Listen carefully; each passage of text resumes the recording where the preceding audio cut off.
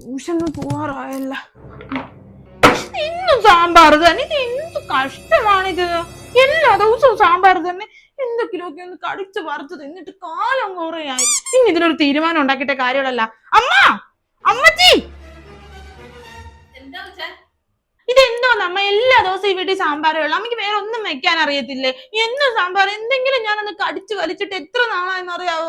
ചിക്കനോ മട്ടനോ മീനോ അമ്മയ്ക്ക് എന്തെങ്കിലും ഒരു മുട്ടയെങ്കിലും ഉണ്ടാക്കി വെച്ചൂടെ? എന്നും സാമ്പാർ തന്നെ.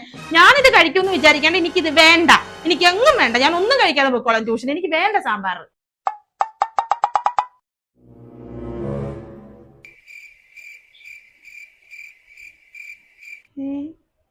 ഇങ്ങനെ അല്ലല്ലോ സാധാരണ. ഒന്നും മിണ്ടാതെ പോയല്ലോ. ചിലപ്പോ ഞാൻ പറഞ്ഞത് കേട്ട് പേടിച്ചിട്ട് ചിക്കനോ മട്ടനോ വല്ലതും വാങ്ങാൻ പോയതാണെങ്കിലോ. അടി മോളെ, ഞാനിങ്ങനെ ചൂടായ അടിപൊളിയായിരിക്കും. ദേഷ്യമൊക്കെ എനിക്കിപ്പോ ചേരും. ചേട്ടൻ പറഞ്ഞാൽ മാത്രമല്ല, അപ്പൊ ഞാൻ പറഞ്ഞാലും ഇവിടെ ചിലതൊക്കെ നടക്കും. കുറച്ചുകൂടെ കയറ്റി പിടിക്കാം. അതെ, 6 മണിക്ക് ഞാൻ ട്യൂഷൻ കഴിഞ്ഞ് വരും. 6 മണി എന്നൊരു സമയം ഉണ്ടെങ്കിൽ ഈ ടേബിളിൽ ചിക്കനോ മട്ടണോ മീനോ എന്തെങ്കിലും കാണണം. ഞാൻ ഈ സാമ്പാർ കഴിക്കത്തേ ഇല്ല കേട്ടാ.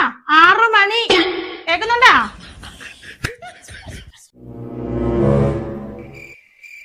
അതൊന്നും ഉണ്ടല്ലോ. ചിക്കനോ മട്ടണോ വല്ല വാങ്ങണ കാര്യം പറയാമായിരിക്കും. ചിക്കനോ മട്ടണോ എന്തോ വാങ്ങുന്നേ?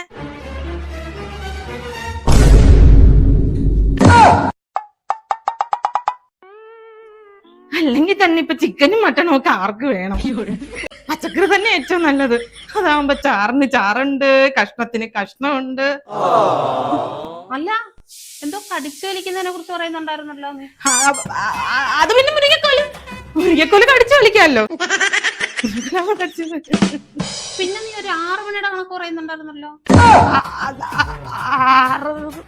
ഞാൻ പാട്ട് പാടിയതമ്മ. പാട്ടോ? ഏത് പാട്ട്? പറയടി. അത് 6 സാമ്പാർ 6 കറി ഇത്തിരി ചോറിൽ തായോ, ചോറെല്ലാം സാമ്പാർ കൂട്ടി മുണുങ്ങിക്കോളാം.